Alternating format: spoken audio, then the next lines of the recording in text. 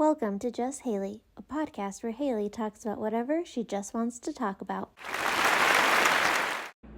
Hi, and welcome to another episode of Just Haley, a podcast where Haley talks about whatever she just wants to talk about.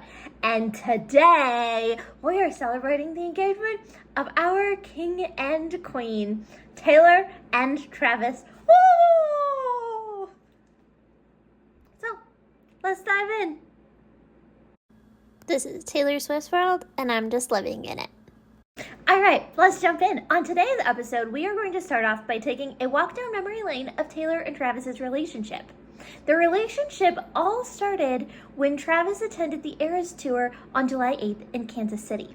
He then went on the New Heights podcast on July 26th, where he said that he was very sad that Taylor did not want to talk to him after the show. Sometime in August of 2023, they went on their first date and started dating. They had been dating a little bit over a month and were official when Taylor attended the Chiefs versus the Bears game on September 24th, 2023. And that is when the world changed for all of the Swifties. Since then, we have seen the couple on many occasions. Travis attended the Eras Tour multiple times to the delight of all of the Swifties. Taylor has been at multiple NFL games to the dismay of all of the Brads and Chads, and Travis even performed on the Eras Tour. No, I'll never stop mentioning that I was there and I got to see Travis Kelce on stage. And this all led up to Taylor being the guest on the New Heights podcast that aired on August 13th, 2025, 2 years into their relationship. We thought the surprise of the podcast was Taylor announcing her new album, The Life of a Showgirl. But the real surprise of the podcast is that the entire time that they were sitting there, Travis was having a secret engagement set up in their backyard, unknown by Taylor. Absolutely insane. Okay, wow, let's jump into it. On August 26th at 11 a.m. Mountain Time, 13 days after the podcast aired, also 13, 2 13s, 26, August 26th, match made in heaven. Come on, people. Taylor announced via Instagram, your English teacher and your gym teacher are getting married. I have never seen information spread so quickly. It was literally like every person in the world knew that the king and queen were getting married. It was absolutely insane. Taylor's Instagram post quickly became the most liked Instagram proposal in the history of Instagram and is now the most liked post made by a woman at 35 million likes. The post also received over 1 million reposts, breaking another record. This record was achieved in just under 6 hours. 1 million people reposted that. I mean, I was one of them. Celebrities who liked Taylor's post include Sabrina Carpenter, Cardi B, Lorde, Avril Lavigne, Karlie Kloss, that one's odd, Demi Lovato, Caitlin Clark, and my favorite, Prince William and Kate Middleton. Everyone's getting in on the enjoyment. Brands also jumped on the bandwagon with different discounts or fun posts to celebrate the happy couple. Some of the favorites included posts by Olipop, Starbucks, and Annie Ann's Pretzels even asked if they could be the flower girl. This post caused a lot of the Swifties to go into detective mode, obviously. I mean, who wouldn't? Trying to figure out when the couple got engaged, and we got our answers in just a few hours via Ed Kelce, Travis's dad.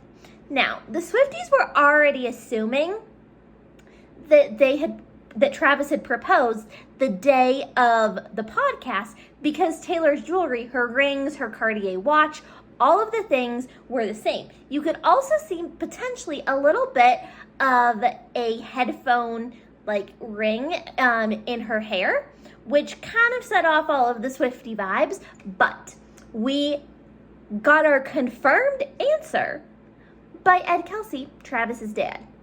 Ed is a frequent guest on an Australian news channel, so of course they were calling him to get all of the details. Other news channels were also taking the opportunity to interview him once they knew that he was open to talking about it. And Ed was not tight-lipped. Ed shared that the proposal happened in the backyard of Travis's home in Kansas City. Travis had a team setting up all the flowers while they were filming the New Heights podcast so that it could all be done without Taylor noticing, and that was the perfect excuse to keep her out of the way. They had dinner plans, so they were all dressed up, and Travis convinced Taylor to go outside to have a glass of wine before they left for dinner, which is when he popped the question. After the proposal, they immediately FaceTimed both of their parents to share the news. Ed also told us that the florists were not done when Taylor and Travis came outside and they had to hide in the bushes to not be seen. I would literally die to be one of the florists inadvertently witnessing Taylor and Travis get married. Like, that is literally a story that they will be telling their grandkids, and their grandkids will be telling their grandkids. Like, who else gets to witness that?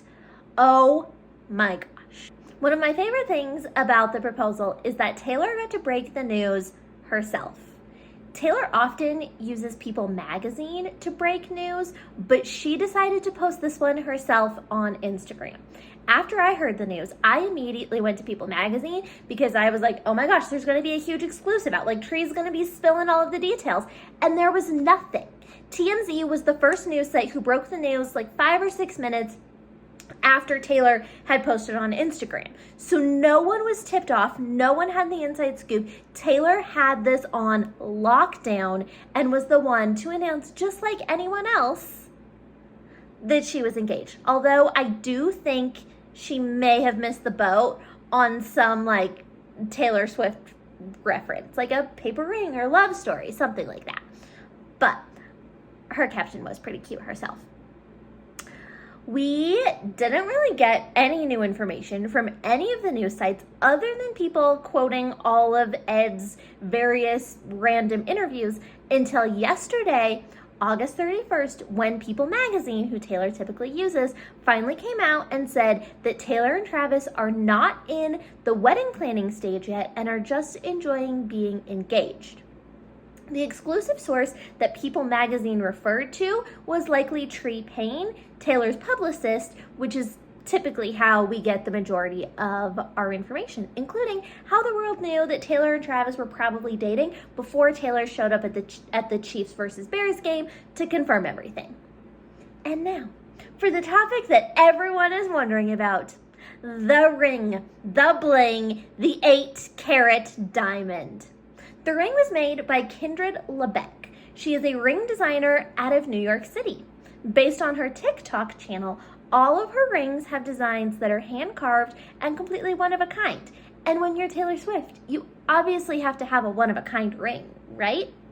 The diamond is estimated to be an 8-carat cushion-cut mine diamond, and jewelers have estimated the ring to be valued anywhere from $250,000 to $1 million, with the majority of the jewelers agreeing that the value is right around $550,000. But when you're Taylor Swift and your net worth is $1.6 billion, it's really not that much. We haven't gotten any details about the wedding, but I will be sure to keep you updated when we do. Thanks for listening.